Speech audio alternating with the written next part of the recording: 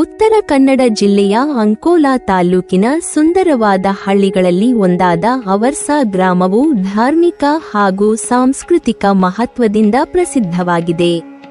ಈ ಗ್ರಾಮದ ಪ್ರಮುಖ ಆಧ್ಯಾತ್ಮಿಕ ಕೇಂದ್ರವೇ ಶ್ರೀ ಕಾತ್ಯಾಯನಿ ಬಾಣೇಶ್ವರ ದೇವಸ್ಥಾನ.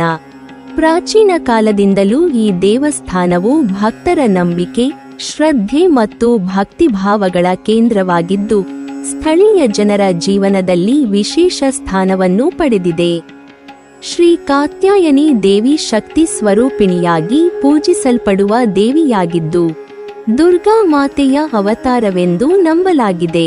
ದೇವಿಯು ದುಷ್ಟಶಕ್ತಿಗಳನ್ನು ಸಂಹರಿಸಿ ಭಕ್ತರಿಗೆ ರಕ್ಷಣೆ ನೀಡುವ ತಾಯಿ ಸ್ವರೂಪವೆಂದು ಭಕ್ತರು ನಂಬುತ್ತಾರೆ. ಅದೇ ರೀತಿ ಬಾಣೇಶ್ವರ ದೇವರು ಶಿವನ ರೂಪವಾಗಿದ್ದು, ಶಕ್ತಿ ಮತ್ತು ಶಾಂತಿಯ ಸಂಕೇತವಾಗಿ ಪೂಜಿಸಲ್ಪಡುತ್ತಾರೆ.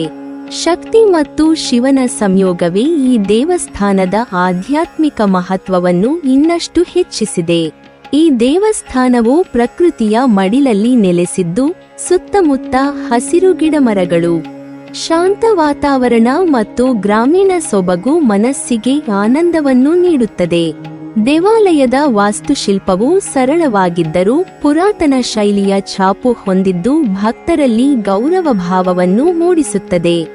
ದೇವಸ್ಥಾನಕ್ಕೆ ಪ್ರವೇಶಿಸಿದಾಗಲೇ ಮನಸ್ಸಿನಲ್ಲಿ ಭಕ್ತಿ, ಶಾಂತಿ ಮತ್ತು ಆತ್ಮವಿಶ್ವಾಸ ಉಂಟಾಗುತ್ತದೆ. ಪ್ರತಿ ವರ್ಷ ಇಲ್ಲಿ ಜಾತ್ರೆ, ವಿಶೇಷ ಪೂಜೆಗಳು, ನವರಾತ್ರಿ ಉತ್ಸವ, ಮಹಾಶಿವರಾತ್ರಿ ಹಾಗೂ ಇತರ ಧಾರ್ಮಿಕ ಕಾರ್ಯಕ್ರಮಗಳು ವಿಜೃಂಭಣೆಯಿಂದ ನಡೆಯುತ್ತವೆ. ಈ ಸಂದರ್ಭದಲ್ಲಿ ಸುತ್ತಮುತ್ತಲಿನ ಗ್ರಾಮಗಳಿಂದಲೂ ಅನೇಕ ಭಕ್ತರು ಆಗಮಿಸಿ ದೇವಿಯ ಕೃಪೆಯನ್ನು ಪಡೆದುಕೊಳ್ಳುತ್ತಾರೆ. ಜಾತ್ರೆಯ ಸಮಯದಲ್ಲಿ ದೇವರ ರಥೋತ್ಸವ, ಭಜನೆ, ಹರಿಕಥೆ, ಪ್ರಸಾದ ವಿತರಣೆ ಮುಂತಾದ ಕಾರ್ಯಕ್ರಮಗಳು ನಡೆಯುತ್ತವೆ. ಇವುಗಳು ಧಾರ್ಮಿಕತೆಯ ಜೊತೆಗೆ ಗ್ರಾಮೀಣ ಸಂಸ್ಕೃತಿಯ ಸಂರಕ್ಷಣೆಯಲ್ಲಿಯೂ ಮಹತ್ವದ ಪಾತ್ರ ವಹಿಸುತ್ತವೆ. ಸ್ಥಳೀಯ ಜನರು ಶ್ರೀ ಕಾತ್ಯಾಯನಿ ಬಾಣೇಶ್ವರ ದೇವಾಲಯವನ್ನು ತಮ್ಮ ಕುಲದೇವತೆ ಹಾಗೂ ಆರಾಧ್ಯ ದೇವಾಲಯವೆಂದು ಭಾವಿಸುತ್ತಾರೆ. ಜೀವನದ ಕಷ್ಟಕಾಲಗಳಲ್ಲಿ ದೇವಿಯ ಮುಂದೆ ಪ್ರಾರ್ಥನೆ ಸಲ್ಲಿಸಿದರೆ ಸಂಕಷ್ಟಗಳು ದೂರವಾಗುತ್ತವೆ ಎಂಬ ಗಾಢ ನಂಬಿಕೆಯಿದೆ. ಅನೇಕರು ತಮ್ಮ ಹರಕೆಗಳನ್ನು ಇಲ್ಲಿ ಸಲ್ಲಿಸಿ ಪೂರ್ಣಗೊಂಡ ನಂತರ ಧನ್ಯವಾದ ಅರ್ಪಿಸುತ್ತಾರೆ.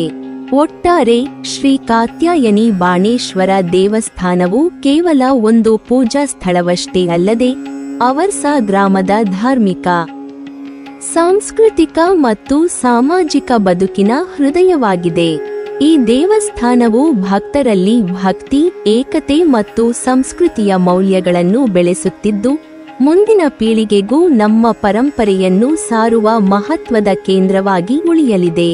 ನೀವಿನ್ನೂ ನಮ್ಮ ಚಾನೆಲ್ ಅನ್ನು ಸಬ್ಸ್ಕ್ರೈಬ್ ಮಾಡಿಲ್ವಾ? ಹಾಗಾದರೆ ಈ ಕೂಡಲೇ ನಮ್ಮ ಇತಿಹಾಸ ದರ್ಶನ ಚಾನೆಲ್ ಅನ್ನು ಸಬ್ಸ್ಕ್ರೈಬ್ ಮಾಡಿ ಮತ್ತು ಪಕ್ಕದಲ್ಲಿರುವ ಬೆಲ್ ಐಕಾನ್ ಅನ್ನು ಪ್ರೆಸ್ ಮಾಡಿದರೆ ನಮ್ಮ ಹೊಸ ವಿಡಿಯೋಗಳನ್ನು ನೋಡಬಹುದು.